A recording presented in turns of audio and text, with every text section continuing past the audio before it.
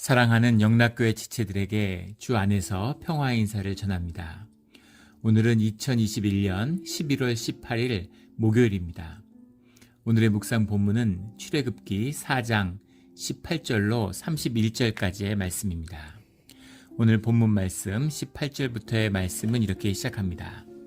모세가 그의 장인 이드로에게로 돌아가서 그에게 이르되 내가 애굽에 있는 내 형제들에게로 돌아가서 그들이 아직 살아있는지 알아보려 하오니 나로 가게 하소서.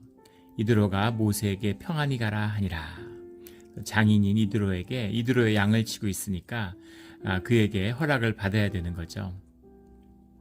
그래서 시간을 내서 이제 애굽으로 가겠다 이렇게 이야기하고 있는 겁니다. 모세에게 평안히 가라라는 말은 몸 조심해서 다녀와라 이런 이야기죠. 19절에 여호와께서 미디안에서 모세에게 이르시되 애굽으로 돌아가라. 주님이 세 번째 애굽으로 가라는 말씀을 하고 계세요. 애굽으로 돌아가는 길인데 주님이 이렇게 말씀하시는 건 지금 돌아가지 않으려거나 그 마음에 회의가 와서가 아니죠. 주님이 그 소명을 분명히 확인해 주시는 겁니다. 세 번에 걸쳐서 애굽으로 돌아가야 하는 것이 또 애굽에서 주님의 소명에 따라 순종하고 주님의 일을 성취해야 하는 것, 이것이 이 모세의 사명임을 분명히 확인해 주시는 거죠.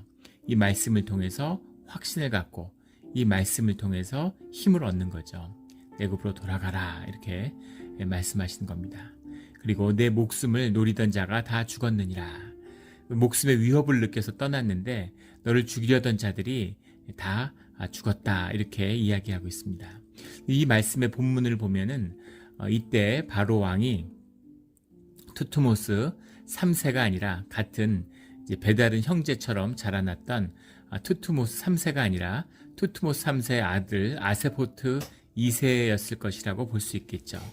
이 모세를 죽이려 했던 건 투트모스 3세니까 이제 왕이 바뀌었다 이런 의미겠죠. 20절에 모세가 그의 아내와 아들들을 나귀에 태우고, 그래서 아내는 십보라고 아들들은 이제 게르솜과 이제 엘리에셀입니다. 게르솜은 태어난 지 이제 나이가 꽤 들었을 것이고 엘리에셀은 뭐 태어난 지 그렇게 나이가 많지 않았을 것이다. 나이차가 게르솜과 엘리에셀이 많이 났다. 뭐 이런 이제 구전의 전승의 기록들이 남아 있죠. 아무튼 두 아들과 부인을 데리고 이제 애굽으로 가려고 출발을 하는 것이죠.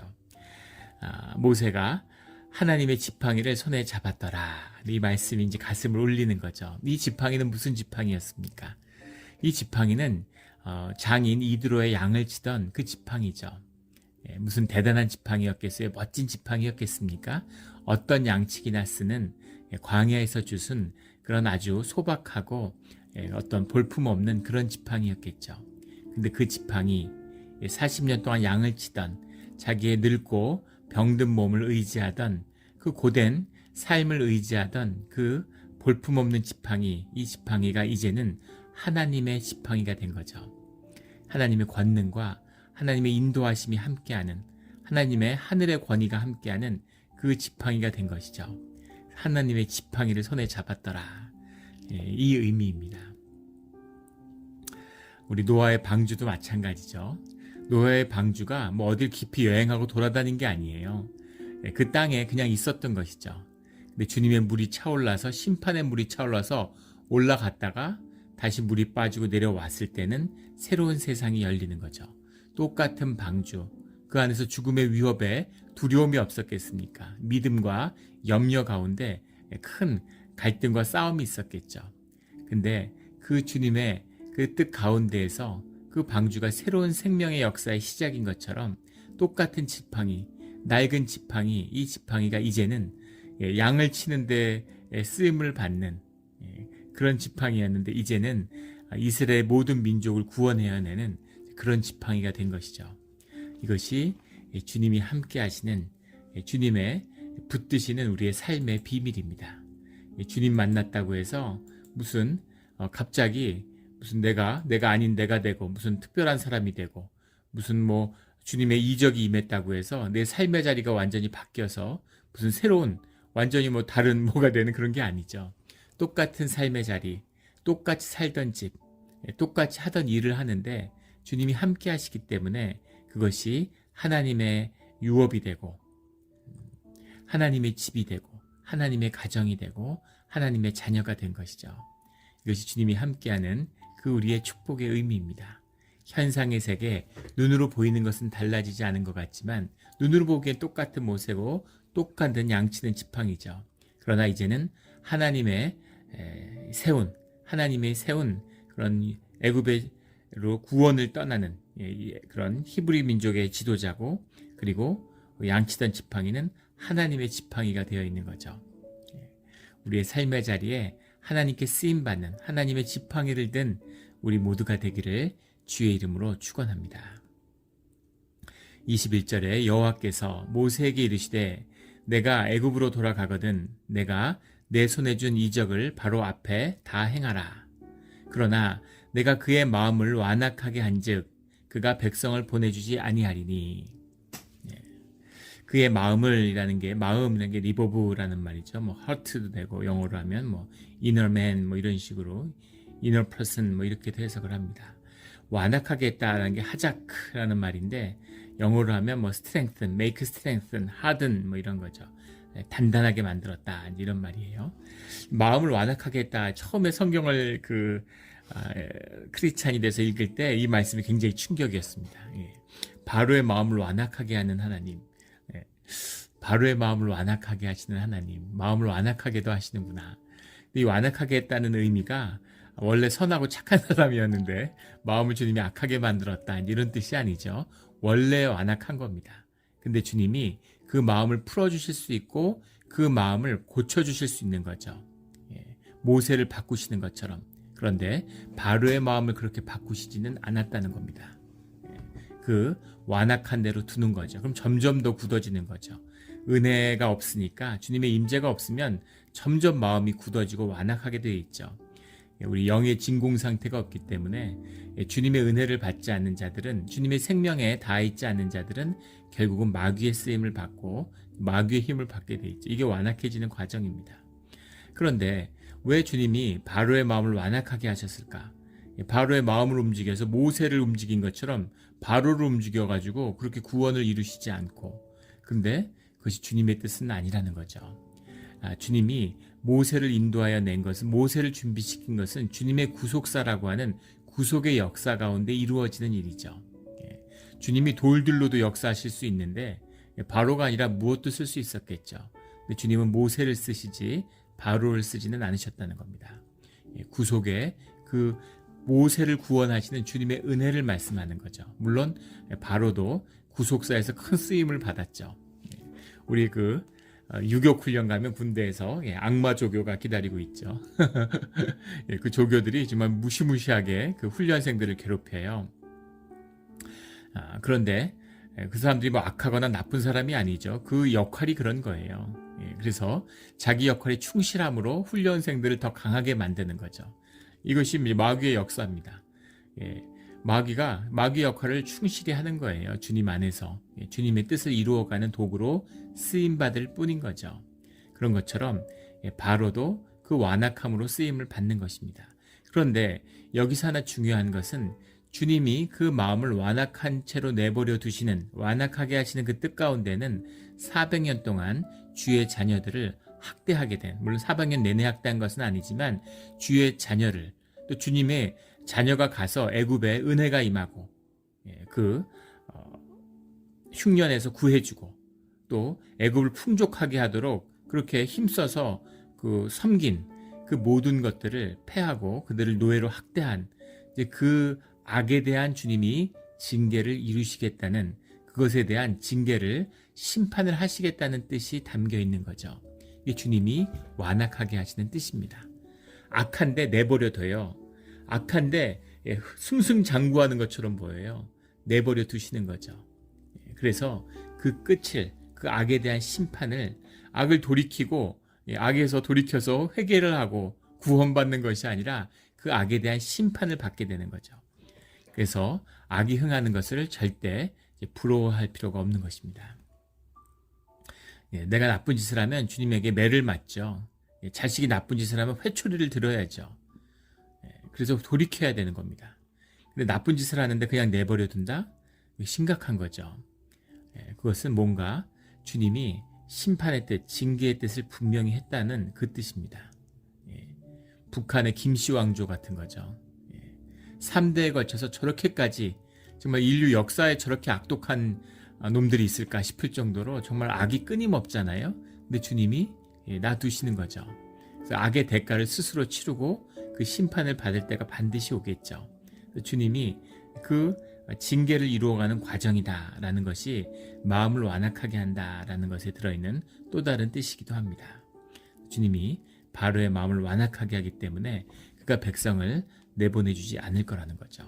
그래서 바로의 그 행악함으로 인해서 히브리 사람들의 믿음을 확인하고 주님에게 자원하는 심령으로 나아오는 또 주님의 백성이 되는 400년을 섞여 살았는데 사실 누가 히브리인이고 누가 애굽인인지 구분한다는 게 쉬운 일이겠습니까? 그런데 주님의 말씀을 듣고 믿음으로 주님을 따라 나서는 자들을 구분하는 또 구별하는 주님 안에서 성별되는 그 과정 가운데 쓰임받는 일이기도 한 거죠. 이런 깊은 뜻이 주님 안에 들어있습니다. 22절에 너는 바로에게 이르기를 여호와의 말씀에 이스라엘은 내 아들 내 장자라. 내가 23절에 내게 이르기를 내 아들을 보내주어 나를 섬기게 하라 하여도 내가 보내주기를 거절하니 내가 내 아들 내 장자를 죽이리라 하셨다 하라 하시니라. 장자라는 표현이 이제 성경에서 처음 나와요. 장자라는 말도 이제 깊은 뜻이 많이 담겨 있죠. 장자는 유업을 입는 자죠. 장자라고 하는 것, 가부장 시대 그런 농촌의 가부장 시대에 기반한 문화잖아요. 그들에게 알아듣는 용어를 쓰시는 거죠. 요즘 같으면 뭐 장자다 이런 표현을 쓰시지 않겠죠. 와닿지 않죠. 그 시대의 장자라는 건 부모의 유업을 물려받는 자라는 걸 의미하는 겁니다. 또 장자라는 것은 각별한 애정이 담겨 있기도 하죠. 저도 이제 아들이 셋인데 첫째를 뭐 더 사랑한다 이런 의미가 아니라 첫째에 대한 각별한 기억들이 있어요. 처음이었으니까. 첫째가 큰애가 처음 걸었던 날이 그 모습이 생생합니다. 그 놀라움, 그 경이감, 어디서 걸었는지 언제 걸었는지 다 기억이 나요. 처음 자전거를 타던 뒤에서 자전거를 붙들고 뛰어가는데 그 손을 놨는데도 그 자전거를 타고 쭉 앞으로 나갈 때 그 감격과 그 마음이 생생히 남아 있어요. 그런데 미안한 건 둘째, 셋째가 언제 처음 걸었는지 언제 처음 자전거를 탔는지가 기억이 아무리 해보려고 해도 기억이 나지 않는 겁니다. 그런 거죠. 그런 의미에서의 특별함이 있죠. 처음이었기 때문에 첫사랑이었기 때문에 이제 그런 것이죠. 그런 귀함을 상징하는 것이 들어있습니다. 그리고 언약을 맺은 그 언약을 승계하는 언약을 유업으로 받은 그런 민족이다라는 뜻이 있죠. 그리고 더 중요한 것은 장자라는 이 표현처럼 독자가 아니죠. 독자가 아니라 장자입니다. 여러 자녀들이 있을 수 있는 것이죠. 그래서 주님의 자녀되는 그 길이 열려 있는데 주님의 첫 번째 자녀가 된 주님의 첫 번의 구속함의 인치심을 받은 그런 백성이다 라는 의미가 들어있는 거죠. 그래서 귀한 것입니다. 그런데 그 또 이런 표현을 쓴 이유는 이 표현이 처음 나온 이유는 이것이 바로에게 선포되는 것이기도 하죠. 이 바로는 라라고 하는 태양신의 아들이죠. 그래서 신들의 이름을 알고 신들과를 자신을 부자 관계로 이해하고 있기 때문에 그런 것처럼 이 히브리 백성이 내 자녀다라고 주님이 말씀하시는 거죠. 그래서 그 말씀의 의미가 무엇이고 장자의 뜻이 무엇인지를 너무나 확연히 애굽의 바로가 이해할 수 있었을 겁니다. 근데 그럼에도 불구하고 그 장자를 학대하는 그 죄값을 똑같이 네가 치르게 된다라는 거죠. 아브라함에게 주신 약속이죠. 주의 자녀를 축복하는 자는 축복을 받고 주의 자녀를 핍박하는 자는 저주를 받게 되어 있는 겁니다. 주님의 자녀가 가지는 특권이에요. 믿음의 자녀가 세상에서 누리는 주님의 보호하심을 받는 특권입니다. 주의 자녀에게 선을 베푸는 자들, 복을 베푸는 자들은 주님에게 축복을 받아요. 축복의 도구가 되는 것이죠. 그런데 핍박하고 박해하는 자들은 저주를 받게 되는 겁니다. 그래서 그 축복의 자녀잖아요. 이 팔레스타인의 기근 때문에 굶주려 있던 자들을 품었을 때 애굽의 복을 받았죠. 그 복을 누렸는데 이제 이 주의 자녀들을 학대하는 자들에게 주님이 그것에 따른 징계를 하겠다라고 분명히 말씀하고 있는 겁니다. 우리가 축복의 자녀라고 하는 것은 어디 가나 복을 유통하는 자라는 것을 다시 한번 마음에 새기는 오늘 하루가 되기를 주의 이름으로 축원합니다. 24절에 모세가 길을 가다가 숙소에 있을 때라고 하는 것은 그 당시에 여행할 때 여행자들이 머무는 사막의 길을 걷는 거니까 그 사막의 길에 머무는 장소들이 있는 거죠. 물이 있는 이제 오아시스가 있는 그런 장소였을 것이고, 이 기관들은 당시에는 대부분이 지금의 호텔이나 모텔 같은 것이 아니라 공공기관이었다고 그래요. 그 지역의 행정기관처럼 위치하는 것이었다고 합니다. 왜냐하면 모든 사람들이 같이 써야 되고 또 그것이 반드시 있어야 하는 장소이기 때문에 그런 거죠. 근데 거기서 뭐 지금처럼 음식을 제공하고 뭐 이랬던 건 아니고 단지 숙소로서 잠을 잘 수만 있는 그런 장소였다고 합니다. 숙소에 머물고 있는 것이죠. 그런데 여호와께서 그를 만나사 그를 죽이려 하신지라. 모세에게 애굽으로 가라고 말씀하시고 설득해서 또 애굽의 그 모세의 간구를 다 들어주셔서 애굽으로 인도하셨는데, 그런데 그를 죽이려 하셨다. 참 어려운 말씀이죠. 이거 뭔가 도대체 이게 무슨 말인가, 이런 도전이 오게 됩니다. 그런데 문맥적으로 보면 25절에 십보라가 돌칼을 가져다가 그의 아들의 포피를 베어 그의 발에 갖다 대며 이르되, 그러니까 십보라가 돌칼을 가져다가 아들의 포피를 베었다, 이렇게 되어 있습니다. 그래서 이 사건, 예수님께서 모세를 죽이려고 하던 사건의 이유가 할례와 관련된 것이다 라고 추측해 볼 수 있겠죠. 그 맥락을 보면 십보라가 자식들을 할례를 시키지 않은 것이죠. 근데 십보라가 그 의미를 이해했다는 겁니다. 모세를 죽이려고 하는 뜻이 무슨 의미인지를 십보라가 이해했기 때문에 그 할례를 행한 것이죠. 이 의미는 모세는 아마 자녀들을 할례를 시키고 싶었겠죠. 히브리인의 정체성을 갖고 있으니까. 그리고 이 모습을 보면 모세는 적어도 할례를 했다는 것을 알 수 있죠. 우리가 충분히 추측해 볼 수 있는 건, 처음에 애굽의 공주가 갈대밭에서 아이를 건져냈을 때 그때 이가 히브리 아이구나 라는 걸 알았다는 것. 히브리 아이라는 걸 그 당시의 정황이나 상황에 따라서 짐작해 볼 수도 있었겠지만, 또 다른 추측은 이미 생후 8일에 할례를 받는 히브리인의 그 습속에 따라서 그 아이가 할례를 받은 모습이었을 수도 있겠죠. 그렇게 추측해 볼 수 있습니다. 아니면 그 뒤에 히브리인의 정체성에 눈을 떠서 할례를 받았을 수도 있겠죠. 아무튼 모세는 할례를 받았고 히브리인의 정체성을 가지고 있으니까 자녀들을 할례를 시키고 싶었을 겁니다. 그런데 문제는 아이들이 할례를 받지 않았다는 거죠. 십보라가 할례를 시키고 싶지 않았겠죠. 미디안에서 지금 처가살이 하는데 미디안에서 미디안의 자녀로 모세의 아들이라기보다는 이드로의 손주를 키우고 싶은 것이죠. 모세의 처지가 어땠는지를 이제 알 수 있는 거죠. 모세가 목소리를 높이고 미디안에서 처가살이 하면서 자녀들을 히브리인으로 키울 그런 상황이 못 됐던 거죠.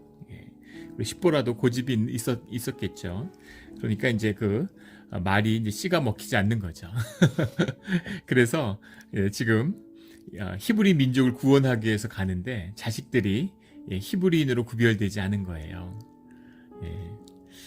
있을 수 없는 일이지만 이제 이런 일이 일어나는 거죠. 현상적으로 십보라 보기에 뭐 모세가 아무것도 아니고, 모세가 늘 이드로의 눈치 보고 부인의 말을 듣고 살았겠죠. 그 주도권을 십보라가 쥐고 있었다는 것을 충분히 상상해 볼 수 있습니다. 그런데 주님이 이 모세를 죽이려 했다라고 하는 이 말씀에는 정말 죽이려고 하신 것이라기보다는 모세가 죽을 뻔했던 것이죠. 그래서 주님의 말씀과 그 사명을 더럽히는 일은 있을 수 없는 것이죠. 그래서 주님의 그 온전함을 이루는, 주님의 행하시는 뜻 가운데 온전하지 못한 것을 섞어서는 안 되는 것입니다. 그런 뜻이 들어있을 수 있죠. 또 하나 분명한 것은 이것으로 인해서 어쨌든 그 가족이 회복되는 역사가 있었다는 겁니다. 남편의 권위가 세워지고, 이때 십보라는 여호와 하나님이 계시다는 걸 처음 알았겠죠. 남편이 이야기해도 보지 않으니까, 내 경험 속에 없으니까 와닿지 않았는데, 남편을 보면서 남편이 죽을 뻔하는 그 과정을 보면서 어떻게 죽을 뻔했는지는 알 수 없죠. 몸이 아팠는지 주님이 어떻게 하셨는지는 알 수 없지만 거의 남편이 죽을 뻔해서야 남편을 잃을 위기가 돼서야 이게 실제구나. 이게 진짜 실제의 역사, 본질의 역사구나. 눈에 보이지 않는 것이 있구나라는 걸 깨달았겠죠. 그래서 모세의 말과 모세의 뜻을 존중하게 된 겁니다. 그래서 영적인 권위가 이제 세워진 거죠. 남편의 말을 따르고 하나님의 말을 따르게 된 것입니다. 이 뜻이 이루어진 거죠. 모세가 할 수도 있지만 십보라가 그 할례를 행한 것, 무슨 아들에게 할례를 십보라가 행했으므로 그 할례의 참된 뜻을 십보라가 받아들이고 순종했다라는 뜻이 들어있는 거죠. 그래서 하나님의 뜻을 온전히 이루어야 된다. 만약에 이것이 다루어지지 않고 애굽으로 가면 모든 재앙의 참사가 그 마귀의 대적의 공세가 가정을 통해 일어나는 거죠. 우리 교회 가운데 보면 한국의 세대 보고 정말 그 신실하고 좋은 교회에 집사님들이 계십니다. 근데 권사도 받고 심지어는 뭐 장로님이 되셔야 될 이제 그런 분들인데 그런 분들은 대개 이제 남편이 교회에 나오지 않거나 이제 가정에 문제가 있는 분들이에요. 근데 그분에게 무슨 문제가 있는 것이 아니라 가정이 회복되지 않고 있는 거죠. 근데 그런 분들을 권사나 뭐 장로의 직분으로 세우지 않아요. 절대 교회가. 어떻게 보면 그렇게 훌륭한 분인데 그렇게 헌신했는데 교회가 공동체가 야박한 게 아닌가 싶을 마음이 들죠. 근데 그것이 교회가 그래서 그가 아니라 그것이 주님의 그 섭리를 알기 때문인 겁니다. 지금 아무 문제가 없어요. 지금 봉사를 열심히 해요. 근데 그분이 권사님으로 또는 장로님으로 세워지는 순간 그 보이지 않았던 별 문제가 되지 않았을 것 같던 그런 허물어진 삶의 부분들, 영적으로 무너져 있는 부분들이 큰 재앙의 통로가 되는 거죠. 그걸 통해서 적하고 전쟁을 하는데 성문이 열려 있어요. 동문이 열려 있고 남문이 열려 있는 겁니다. 남문은 철저히 닫았는데 동소문이 열려 있어요. 그러면은 적들이 어디로 들어올까요? 적들이 열린 문으로 무너진 성벽으로 밀물듯이 밀려 들어오는 거죠. 그런 것과 같은 거죠. 그래서 그 허물어져 있는 부분이 다뤄지지 않으면 그 가정이나 그 사업이 이제 풍지박산이 나는 그런 일들을 이제 보게 되는 거죠. 삶이 온전히, 가정이 온전히 지켜지지 않는 자들이 세워질 때 일어나는 이제 참변입니다. 그래서 온전함을 모든 것을 진짜 전신갑주를 입고 지켜져야 되는 거죠. 이것이 주님의 사역자들이 꼭 기억해야 할 아주 중요한 부분입니다.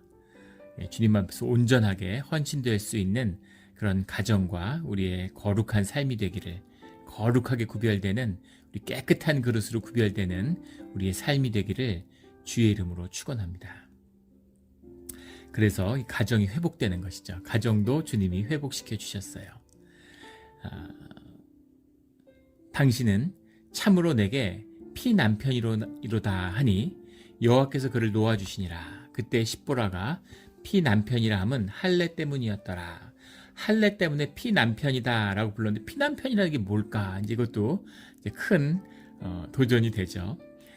차탄 다민 이런 말인데, 차탄이라는 게 이제 브라이드 그룸 이거죠. 남편 이런 말이고 말 그대로예요. 다민이라는 게 블러드, 피입니다. 피의 남편이에요. 브라이드 그룸 오브 블러드 이런 겁니다. 영어로 하면. 피의 남편이 무슨 말인가? 그것이 할례 때문이었더라, 할례 피 흘림 때문이었더라 라는 의미죠. 이런 것에 대한 여러 해석이 있어요. 하나의 해석은 이것이 이제 불평이었다 이렇게 해석하는 겁니다. 왜냐하면 18장 2절에 가면은 이때 애굽에 이 아이들과 부인이 따라가지 못하고 아이들을 할례시킨 다음에 십보라는 아이들을 데리고 다시 이드로의 집으로 돌아가고 모세만 간 것으로 나오죠. 그래서 이 불평 때문에 같이 동행할 수 없고 모세의 사역에 동참할 수 없게 된 것이다. 이런 해석이 있습니다. 그런데 그럴까요? 뭐 그럴는지 모르겠지만 주님이 남편이 죽을 뻔하다가 살아난 일을 가졌는데 할례에서 피 흘린 것으로 주님께 불평을 했다? 만약에 그게 사실이라면 모세가 아니라 십보라가 죽지 않았을까요? 있을 수 없는 일이죠. 그거는 맞지 않을 것 같고 할례에 피 흘렸기 때문에 그 피로 인한 남편이다. 뭐 이런 의미다. 뭐 그런 것도 문맥적으로 이해할 수 있겠는데 그런 의미보다는 이 할례를 중심에 둔 이제야 히브리인의 남편으로서 남편을 히브리인으로서 그리고 히브리인의 지도자로서 자신이 받아들였다. 이제 히브리인 남편, 자신이 히브리인 남편의 부인이 되었구나. 그와 한 가족이 되었구나. 이제 모세가 이제 히브리 사람이구나라는 것을 십보라가 고백하는 그 고백으로 받는 게 더 타당하지 않을까 싶습니다. 이제까지는 남편을 히브리 사람으로 받아들이지 않는 거죠. 남편을 이드로의 사위라고 생각하는 겁니다.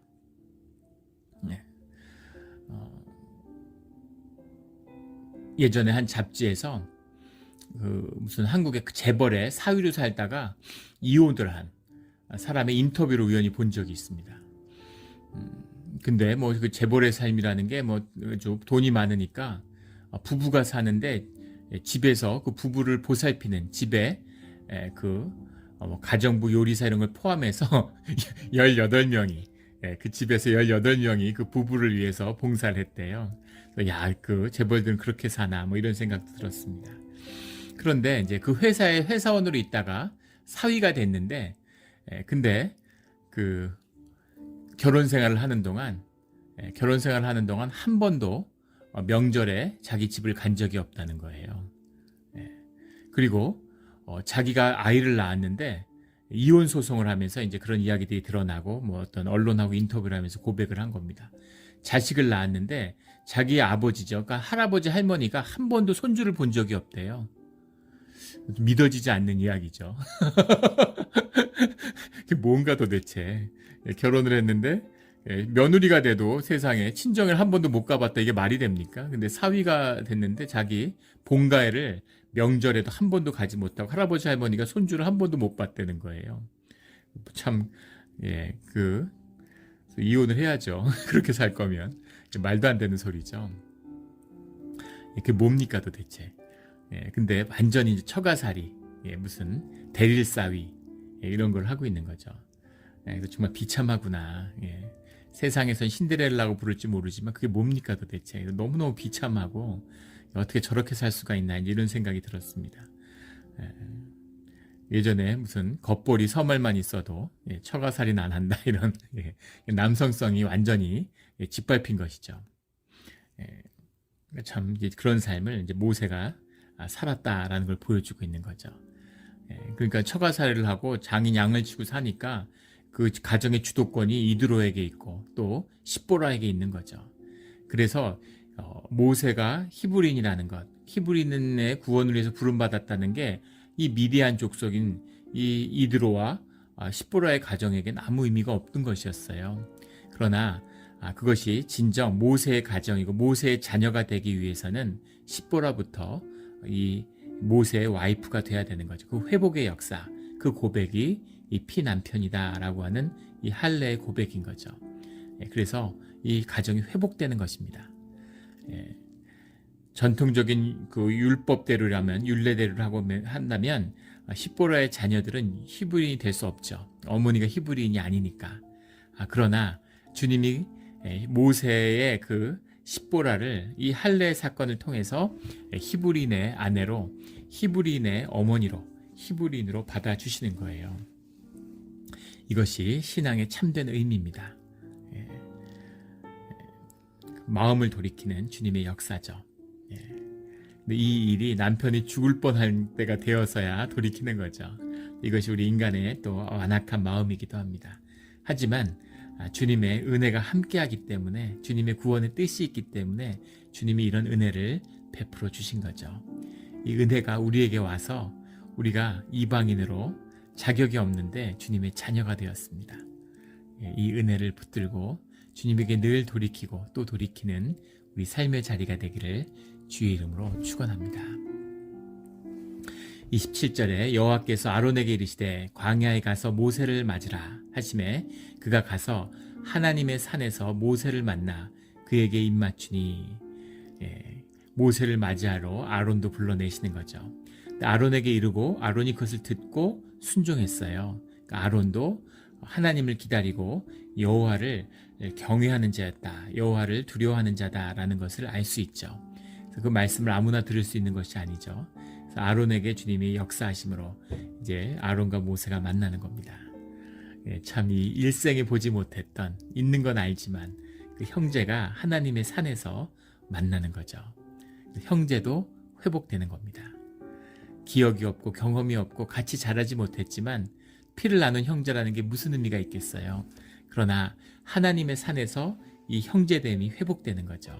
주님이 하나하나 회복시키면서 모세의 사역을 준비하고 계시는 겁니다.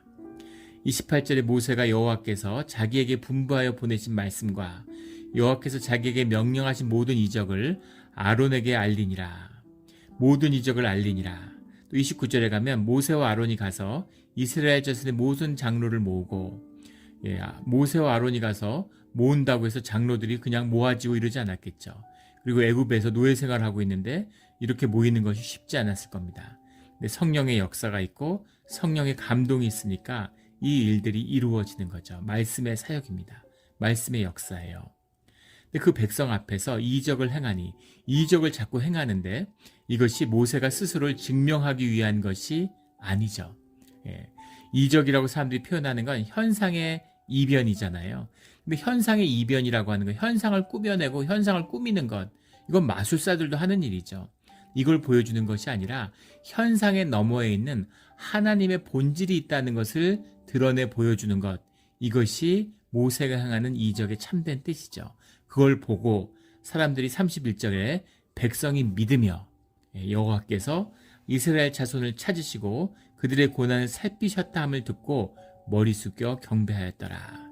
그들이 믿고 그들의 마음을 돌이키니까 주님 앞에 경배가 회복되는 거죠. 예배를 드릴 수 있는 것이죠. 이렇게 말씀의 사역으로 민족이 준비가 되는 겁니다. 그래서 이제 출애굽의 역사를 시작하는 첫 발, 그 안에서 회복이 이루어지고 마음의 회복이 이루어졌으니까 이제 도전, 외적인 도전, 환경의 변화에 믿음으로 마주하는 바로와의 대면으로 나아가게 되는 겁니다. 주님이 하나하나 준비해 가세요. 우리의 삶도 그렇죠. 주님이 우리의 삶을 준비시키십니다. 가족을 회복시키시고 우리의 마음을 회복시키시고 교회를 회복시키시고 세상을 돌이키는 역사를 이루어 가시는 거죠. 근데 그 시간을, 세월을 아껴야죠. 40년 양을 치는 게 아니라 4년을 양을 쳤으면, 4일을 양을 쳤다면 더 나았겠죠. 40년의 광야 생활이 아니라 나흘의 광야 생활이었어도 다를 것이 없습니다. 그런데 우리의 완악한 마음과 우리의 삶의 자리를 거룩하게 하기 위해서는 많은 시간이 필요했던 것이죠. 우리 세월을 아끼고 주님에게 순종하며 주님의 뜻이 우리 가운데 이루어지는, 모든 것이 협력해서 선을 이루는 그 일들을 우리가 보고 주님의 영광을 만나는 우리 삶의 자리, 또 그 삶이 계속되며 이어지며 시작되는 오늘 하루가 되기를 주의 이름으로 축원합니다. 아멘. 함께 기도드리겠습니다. 하나님 아버지, 감사합니다. 주님의 은혜와 주님이 얼마나 좋은 분이시며 신실하신 분이신지를 우리에게 보여주시니 감사합니다. 우리가 부족합니다. 우리가 우리의 삶, 우리의 가정 하나도 돌볼 능력과 권위가 없습니다. 하지만 주님이 세워주시고 주님이 회복시켜 주실 것을 믿고 주님의 때를 기다립니다. 주님, 주님의 뜻을 이루어 주시고 우리의 세월을 아끼도록 이끌어 주시옵소서. 살아서 주님의 영광을 이 땅에서 보게 되기를 소원합니다. 그런 귀하고 복된 주님께 쓰임받는 오늘 하루가 되게 하여 주시옵소서. 감사드리며 예수 그리스도의 이름으로 기도드렸습니다. 아멘.